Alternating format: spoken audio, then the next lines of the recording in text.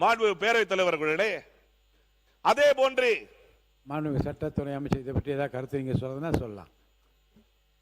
மாண்புமிகு பேரவைத் தலைவர் அவர்களே, எந்த வகையிலும் இந்த அரசு சட்டத்திற்கு புறம்பாகவோ இல்லை அவதூறாகவோ எந்த விஷயத்தையும் செய்யவில்லை. சட்டத்திற்கு உட்பட்டு எங்கெங்கெல்லாம் ஒரு வழக்குகள் பதிவு செய்யப்படும் அனைத்தும் சட்டத்திற்கு உட்பட்டு தான் செய்யுது.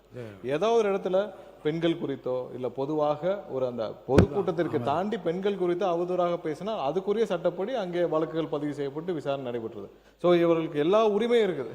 ஏன்னா கோர்ட்ல போறதுக்கும் இப்போ ஏதாவது ஒரு விதிமீறல்கள் ஒரு வழக்கில் ஒரு விதிமீறலோடு பதிவு செய்யப்பட்டால் கண்டிப்பாக உயர்நீதிமன்றத்தில் முறையிட்டு அது பண்ணலாம். அந்த மாதிரி எந்த விதிமுறையும் நடைபெறவில்லை. பெண்கள் குறித்தோ இல்லை வேற ஏதாவது குற்றச்செயலில் ஈடுபட்டால் மட்டுமே தான் உடனடியாக வழக்கு பதிவு. உச்சநீதிமன்ற சமீபத்தில் வெளியாகிற உச்சநீதிமன்ற தீர்ப்பை ஒட்டி நடந்து கொள்ள வேண்டும் என்று ஒரு கோரிக்கை வைத்திருக்கிறார். நன்றி. இல்லை, நீதிமன்ற தீர்ப்பு அடிப்படையில் நாங்கள் பின்பற்றுவோம் என்று சொல்லவில்லை. இருந்தாலும் பரவாயில்லை. மாண்பு பேரவைத் தலைவர் அவர்களே, நம்முடைய சக உறுப்பினர் இது அவை உரிமை சம்பந்தமாக மாண்பு பேரவைத் தலைவர் அவர்கள் ஏற்கனவே இந்த சபையில் பேசியது. நம்முடைய சக உறுப்பினர் திரு மார்க்கண்டேயன் அவர்கள் பேசிய ஒரு பேச்சு சபையின் வெளியே இருந்தாலும் அது சம்பந்தமான ஒரு வழக்கு. நான் அது உள்ளே போகவில்லை. அது சம்பந்தமான ஒரு வழக்கு அக்டோபர் மாதத்தில் உச்சநீதிமன்றத்தில் கான்ஸ்டிடியூஷன் பெஞ்ச் முன்னிலையில் தனி நபருடைய பேச்சுரிமை, அவையினுடைய உரிமை அனைத்தையும் அவர்கள் சேர்த்து ஹிந்து என் ரவி அவர்கள் தொடர்ந்திருக்கின்ற வழக்கில் தீர்மானிக்க போகின்றார்கள் என்பதையும் தங்களுடைய கவனத்திற்கு எடுத்து சொல்லி, நான் மாண்புமிகு பேரவைத் தலைவர்களுடைய பெயரை நான் ஒரு உச்சநீதிமன்ற தீர்ப்பில் பார்த்தேன். ஒரு தீர்ப்பில் இதே போன்று நம்முடைய சட்டமன்றத்தில் அழகாபுரி மோகன்ராஜ் அவருடைய வழக்கில் தாங்கள் அந்த உரிமை குழுவின் உறுப்பினராக இருந்ததை உச்சநீதிமன்ற தீர்ப்பில் குறிப்பிட்டிருந்ததை பார்த்தேன். ஆகையால் தான் தெரிவித்துக் கொள்கின்றேன், தாங்கள் உறுப்பினராக இருந்த அந்த உரிமை குழுவின் முடிவினை உச்சநீதிமன்றம் ரத்து செய்திருக்கின்றது. ஆகவே இந்த 7 ஜட்ஜ் கொண்ட கான்ஸ்டிடியூஷன் பெஞ்ச் அவர்கள் தீர்மானிப்பதையும் நாம் எதிர்கொண்டு பார்க்க வேண்டும். அதை தங்களுடைய கவனத்திற்கு கொண்டு வருகின்றேன் என்பதை தெரிவித்துக் கொள்கின்றேன். மாண்புமிகு பேரவைத் தலைவர்களே, நம்முடைய சட்டமன்ற உறுப்பினர் ஒரு சட்டம் புரிந்தவர் சென்னை உயர்நீதிமன்றத்தில் வழக்கறிஞராக சிறப்பாக பணியாற்றி கொண்டிருக்கிறார். அவர் பொதுவாகத்தான் சொல்லிக் கொண்டிருக்கிறார். பொதுவாக ஆளுங்கட்சி சட்டமன்ற உறுப்பினர், எதிர்கட்சி சட்டமன்ற உறுப்பினர் அந்த அடிப்படையில் இல்லை. சட்டமன்றத்தை பொறுத்தளவுக்கு இங்கே அவையிலே எங்களை நீங்கள் பாதுகாக்கிறீர்கள், வெளியிலே போகிற பொழுது இப்பொழுது எங்களுக்கு பாதுகாப்பு இல்லாத நிலைக்கு அது ஒரு புதிய சட்டங்களோ அல்லது அரசின் மூலமாக ஏதாவது ஒரு விதிகளோ உருவாக்கினால் சட்டமன்ற உறுப்பினர்கள் வெளியே சென்று சுதந்திரமாக பணியாற்ற முடியும் என்பதை தான் சொல்லுகிறாரே ஒழிய, எனவே 2 பேருக்கும் பொதுவாக கூட உங்கள் காலத்தில் இந்த சட்டமன்றத்துக்கு வெளியிலும் ஒரு பாதுகாப்பு தரலாம்ன்ற ஒரு நிலையை கொண்டு வருவது தான் சிறப்பாக இருக்கும்.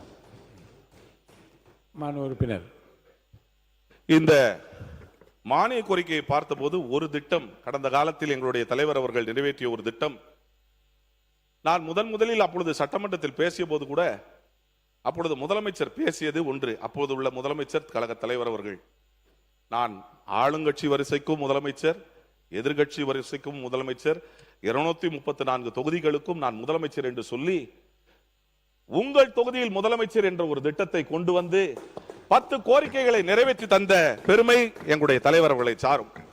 ஆனால் இந்த முறை அந்த திட்டத்தை பார்த்தேன். அந்த திட்டத்திற்காக மட்டும் கடந்த 5 ஆண்டுகளில் கழக தலைவர் அவர்கள் நிறைவேற்றிய பணிகள் 1408. அதற்காக ஒதுக்கிய பணம் 15466. மாண்பு பேரவைத் தலைவர் அத்தனை கோடி. அதில் ஆளுங்கட்சி எதிர்கட்சி என்று பார்க்கவில்லை. ஆனால் உங்கள் தொகுதி முதலமைச்சர் என்று சொல்லி அனைத்து தொகுதிகளுக்கும் அந்த திட்டத்தை கொடுத்தார். காரை கொடுப்பவர்கள் அனைத்து தொகுதிகளுக்கும் திட்டம் கொடுத்தால் கண்டிப்பாக நாங்கள் வரவேற்போம் என்பதை இங்கே நான் தெரிவிக்க கடமைப்பட்டிருக்கின்றேன்.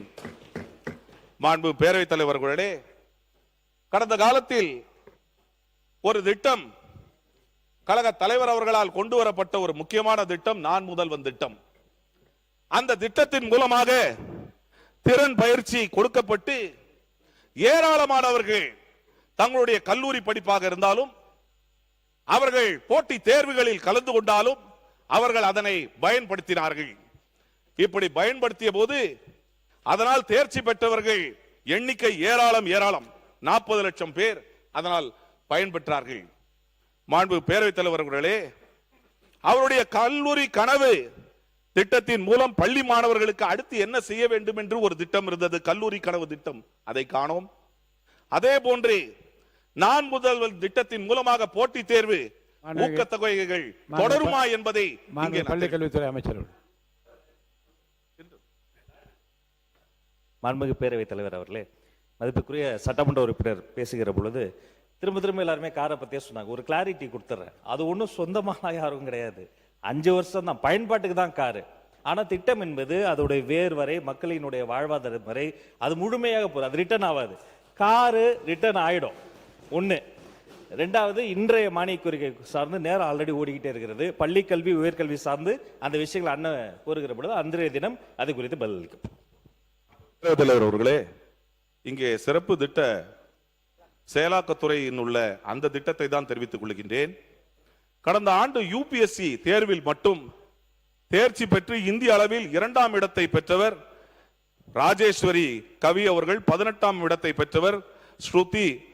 இந்த இருவரும் பயன்பெற்ற திட்டம் நான் முதல்வன் திட்டம்.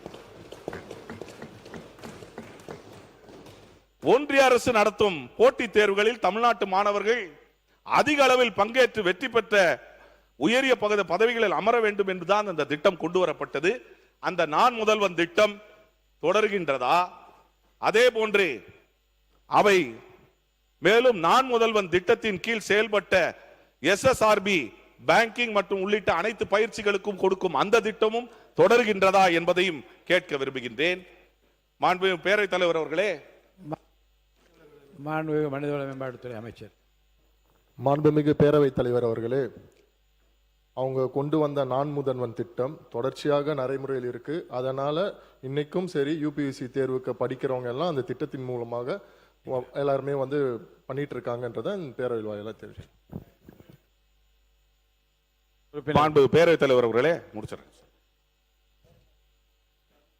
பெயர் மாற்றினாலும் அந்த திட்டத்தின் மூலமாக பயனாளிகளுக்கு நன்மை பயத்தால் அதில் எங்களுக்கு மகிழ்ச்சி என்று தெரிவித்து, மாணவர்கள் பயன்பெறும் வகையில் காலை உணவு திட்டம், அதே போன்று மாணவர்களின் உயர்கல்வி பெருகும் அளவிற்கு தமிழ் புதல்வன் திட்டம், தமிழகத்தின் வளர்ச்சி இரட்டை இலக்கில் 11.19% கொண்டு வந்த பெருமை எங்களுடைய கழக தலைவருக்கு உண்டு என்பதை தெரிவித்துக் கொள்கின்றேன்.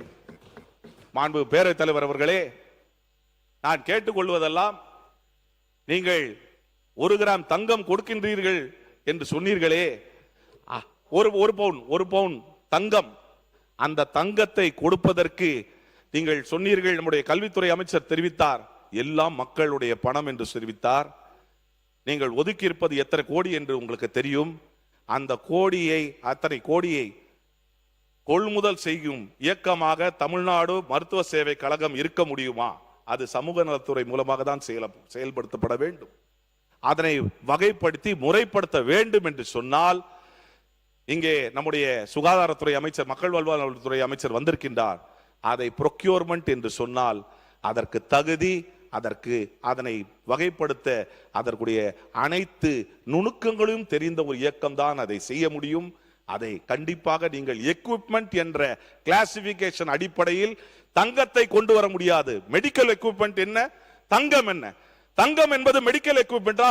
நீங்கள் சிந்திக்க வேண்டும். தங்கம் என்பது ஒரு மெடிக்கல் எக்யூப்மெண்ட் என்று வகைப்படுத்தி அதனை கொள்முதல் செய்வதற்கு தமிழக மருத்துவ சேவை கழகம் செய்ய முடியுமா என்பதை சிந்தித்து ஆராய்ந்து அதனை உச்ச நீதிமன்ற தீர்ப்பின் அடிப்படையில் செயல்படுத்த முடியுமா? அதை நீங்கள் செயல்படுத்தினீர்கள் என்று சொன்னால், அந்த மருந்துகள் வாங்கும் அந்த நீங்க தொகைக்கு என்ன செய்வீர்கள்? மக்களுக்கு மருந்து கிடைக்க வேண்டும் என்று சொன்னால் என்ன செய்வீர்கள் என்பதையும் தெரிவிக்க கடமை.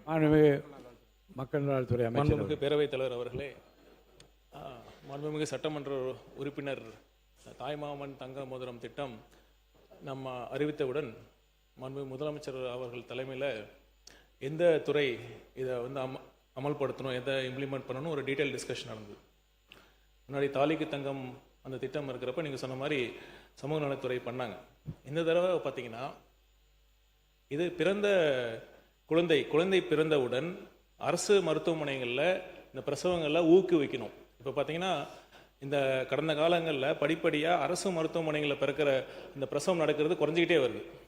இதனால பார்த்தீங்கன்னா மக்களுக்கு அந்த அவுட் ஆஃப் பாக்கெட் எக்ஸ்பென்ஸ்னு சொல்லக்கூடிய அந்த செலவு அதிகமாக இருக்குது. அதனால் அரசு மருத்துவமனையில் நம்ம அனைத்து வசதிகளும் பண்ணிக்கிட்டு இருக்கிறோம், தரமான சிகிச்சை கொடுத்துட்டு இருக்கிறோம்.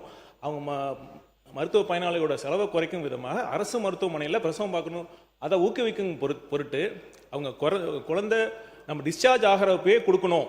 ஏன்னா ஆல்ரெடி நம்ம அந்த பெட்டகம்லாம் கொடுத்துட்டு இருக்கோம், குழந்தைக்கு அந்த இந்த பேபி கிட்டு நம்ம கொடுத்துட்டு இருக்கோம். அது கூடவே இது கொடுக்கணுங்கிறது தான் நம்ம கருத்தெல்லாம் கேட்டோம். கருத்து கேட்டப்ப அந்த டாக்டர்ஸ் மத்தியிலையும் நம்ம பேசினோம், ப்ளஸ் பொதுமக்கள்கிட்டையும் பேசினப்ப அனைத்து துறை சார்ந்த அதிகாரிகளோட ஒரு ஒட்டுமொத்த ஒரு டிசிஷன் வந்து தான் இந்த நம்ம மருத்துவத்துறை அந்த திட்டத்தை அமல்படுத்தணும். ப்ளஸ் இதை ப்ரொக்யூர் பண்ணுறதுக்கு டிஎன்எம்எஸ்சி நம்ம வந்து அதுக்கு அனைத்து விதமான ஏற்பாடுகளும் நம்ம பண்ணிட்டு இருக்கோம். இப்போ என்னன்னா அல்டிமேட்டாக என்னன்னா அந்த திட்டம் சிறப்பாக செயல்படணும், அதுதான் நோக்கம். கண்டிப்பாக முதலமைச்சர் அவர்கள் தலைமையிலான இந்த அரசு, இந்த மருத்துவத்துறை, டிஎன்எம்எஸ்சி இந்த திட்டத்தை சிறப்பாக செயல்படுத்தும் என்பதை நான் இங்கே சொல்லிக்கொள்ள கடமைப்பட்டேன். மாண்பு அமைச்சர் சொன்னதை பொறுத்தவரையில் நீங்கள் எப்படி நடைமுறைப்படுத்துவீர்கள் என்று சொல்லவில்லை, எப்படி ப்ரொக்யூர்மெண்ட் என்று சொல்கின்றேன். அவர்களுடைய சர்வீஸ் கார்பரேஷனுடைய ஆப்ஜெக்டை பார்க்கும் பொழுது ஒரே தான், to buy or otherwise acquire all kinds of varieties of generic and patent medicines, drugs என்றுதான் குறிப்பிடப்பட்டுள்ளது. இப்படி இதுதான் கொள்முதல் செய்ய முடியும். நீங்க மெடிசன்ஸ் ட்ரக்ஸ் தான் வாங்க முடியும்.